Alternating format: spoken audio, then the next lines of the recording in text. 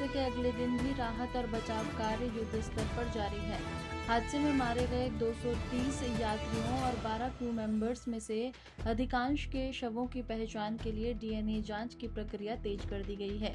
गृह मंत्री अमित शाह ने कल दिए गए बयान के बाद आज फिर स्थिति की समीक्षा की गई और अधिकारियों को हर स्तर पर पारदर्शिता और संवेदनशीलता के साथ कार्य करने के निर्देश दिए।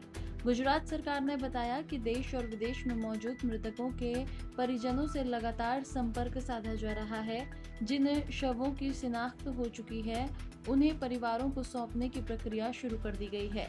हादसे में एकमात्र जीवित बचे यात्री की हालत स्थिर बताई जा रही है और उन्हें गहन चिकित्सा निगरानी में रखा गया है। विमान में 1.25 लाख लीटर ईंधन होने के कारण लगी आग से राहत कार्यों में चुनौतियां बनी रही, लेकिन एनडीआरएफ, फायर ब्रिगेड और मेडिकल टीमें लगातार सक्रिय रहीं। सरकार ने मृतकों के परिजनों को हर संभव सहायता देने का भरोसा दिया है। इस विमान में कुल मिलाकर 230 यात्री देश के और विदेश के और 12 क्रू मेंबर सवार थे। इसमें से एक यात्री का बचने का अच्छा समाचार मिला है, मैं उनको मिलकर आया हूं।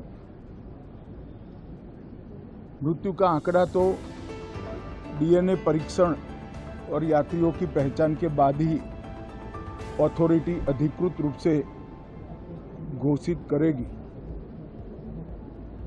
मगर जो यात्री बचा है उसको मैं मिलकर आया।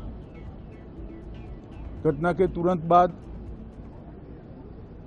गुजरात सरकार ने बहुत त्वरा से डिजास्टर मैनेजमेंट की सारी इकाइयों को अलर्ट करते हुए, चाहे हेल्थ डिपार्टमेंट हो, चाहे फायर ब्रिगेड हो, चाहे पुलिस विभाग हो, भारत सरकार की भी सीएपीएफ को संपर्क कर सभी ने एक साथ मिलकर राहत और बचाव का कार्य चालू किया। मगर 1.25 लाख लीटर ईंधन विमान के अंदर ही था और लगभग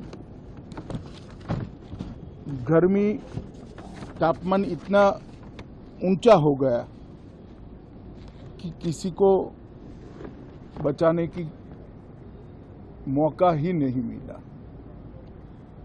अब मैं घटना स्थान पर भी जाकर आया हूं। सारे यात्रियों के मृतदेह को बाहर निकालने का काम लगभग समाप्त हो चुका है। जितने यात्रियों के परिजन यहां पहुंच चुके हैं, वो सबका डीएनए लेने की कार्यवाही भी 2-3 घंटों में समाप्त हो जाएगी। विदेश में जिनके परिजन हैं, उनको सूचना देने की कार्यवाही समाप्त हो चुकी है और जैसे ही पहुंचते हैं उनके भी डीएनए सैंपल लिए जाएंगे और मृतदेहों की पहचान के लिए जितने मृतदेह मिले हैं, इनके भी डीएनए सैंपल लेने की कार्यवाही समाप्त हो चुकी है।